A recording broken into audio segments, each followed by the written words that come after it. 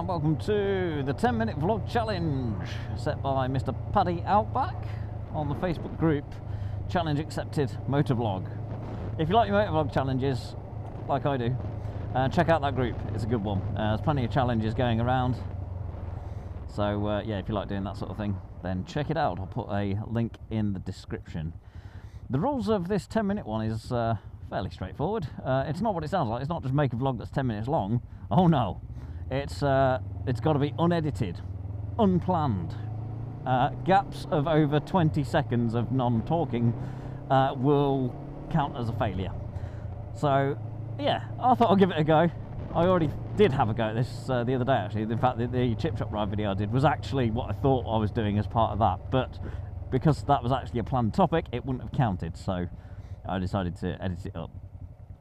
So this one, yeah, it's going to be 10 minutes of complete, well, anything that happens in the next 10 minutes. And I've no idea when 10 minutes is going to be up because I haven't got a clock on the GPZ, so if I was on the Scrambler or the ER6, I'll be able to tell because there's got a clock on there, I'll be able to judge it better. But this I'm just going to roughly guess, and I think by the time I get to Washington, which is where Destination Triumph is...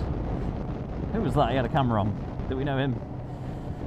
Yeah, by the time we get to Destination Triumph, it should be about 10 minutes. So, let's see how it goes. Anyway, out for a blast on a Sunday. It's been quite a wet week. So, yeah, it's been good to get out in the dry for a change. So, yeah, I've not really got a lot that I need to talk about. But then that would count as a proper topic. So, anything that comes into my head, basically, is going to get talked about, spoken about. Yeah, it's going to be a bit tricky, this. It's going to be probably a bit rubbish because you might have noticed that I do a lot. I say as just gap words. Hello, horsey. Yeah, case in point right there. And I do try to edit most of them out, so it's okay in a normal controlled edited vlog. But when you're not allowed to edit, it's going to, yeah, it's going to come across quite bad. So I do apologise for any gaps and and other gap words, which I'm also guilty for using, such as basically, obviously, you know, that sort of thing. I say them a lot. So yeah, it's going to be a bit rubbish because I'm not a very good motovlogger actually. So there we go. Hey, if you happen to be very good at like just talking without making any mistakes and stuff, then yeah, definitely motovlogging is for you because it will cut your editing time right down. People watching this who normally watch my videos will probably notice a bit of a difference in how it all comes across, and you'll probably realise how much editing that I do to at least make the video half decent. You'll probably realise that yeah, there's actually quite a lot of work goes into an edit if you don't know already. So yeah, if you're naturally good at saying what you've got to say without making any mistakes, one take, you can't get it in one take, you're on to a winner. Very easy to edit, just yeah, do your thing, add your intro and outro, upload, job done. But no, when you're a bit crap like me, you've got to yeah, edit out all the little mistakes and yeah, put it all in the right order because you probably forgot to mention something previously and you find a way to cut it back in, and yeah, lots of work. Anyway, I'm also testing out my microphone, or the drift audio, because you may have noticed in the last few videos that at higher speeds, such as just then, or now maybe, there's a lot of like crackling on the microphone. Now, I'm pretty sure it's not the microphone at fault because it has been working fine in the Sony camera. But because I've got it plugged into the drift and it's going through that USB to 3.5mm audio jack adapter, I think something involved there is what's causing it. And I did have somebody email me who's also got a Drift Ghost X with the same problem. So, and they sent me a sample clip and it sounds just the same sort of thing. As soon as you sort of get up above like 40 to 50 miles an hour, that's when it all starts. And that's what's happening with mine. And I think what's happening is, my theory anyway, and hopefully this video is going to prove it, I think what's happening is, in the wind, where the mic adapter sticks out at the bottom of the camera, it's catching the wind just enough for it to move slightly, which would be enough to make it crackle. So what I've done is I've got some good old blue tack and put it around the connector, hopefully it's enough to keep the connector still so there's no interference going to be created. Yeah, so we'll see how it sounds when I come to editing this. Well, not editing this video. Well, so I can put I'm going to put my intro and outro on as normal, and that's it. And then just adjust the volume accordingly. That's all I'm going to do. Everything else is all purely going to be one unedited clip. And if you do see any slight jump in the clip in the video, it's because the drift camera, when it creates a new clip, there's like one frame that it drops. That's all. Not noticeable to the untrained eye, but people who are familiar with these sort of things, and if you're really looking for it, you might notice it. But that's if it's going to do it. Hopefully I can do it all within 10 minutes before it needs to create a new clip, which, yeah, should be doable. There we go. Oh, I do like this road, but sometimes it's just... Do you know what? I'm pretty sure when I used to go out for Sunday rides, it never used to be this busy. The roads used to be fairly quiet, but more recently it seems to be getting busier and busier. It's just like a normal day, and it's just normal traffic, and it's annoying, boring. It's looking very dark over there. I think the rain is that way. There's still some rain about. Oh, that suddenly started to slow down quicker than I thought. Good job, my brakes work. I know they work because I gave them a good service the other day, last weekend. Thought, yeah, it's been a while since I've checked the brakes, so I thought best get the calipers off and give them a good clean off any crap. And I put new pads in while I was at it, because although the pads I had in there still had a good bit of life left in them, they are the HH pads, which are a bit more grabby, which is good on track and stuff, because that's what I like to use when I do the airfield riding days. I have these HH pads in, because on the GPZ the brakes aren't brilliant, but with HH pads and the braided lines, it makes quite a bit of difference. But I thought, because I'll take them out and save what's life. I'll take the HH pads out and save what life is left on them for the next ARD, which is coming up in April, which I'm all booked onto, so that's happening.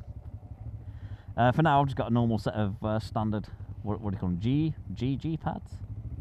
I don't know. Normal pads are in there at the minute, so yeah, nice, fresh new pads. All is good. But yeah, looking forward to ARD once again. Hopefully I can get a bit more sessions in this time, because in September on the last one I only managed 2 or 3, and had to call it a day because the GPZ was overheating.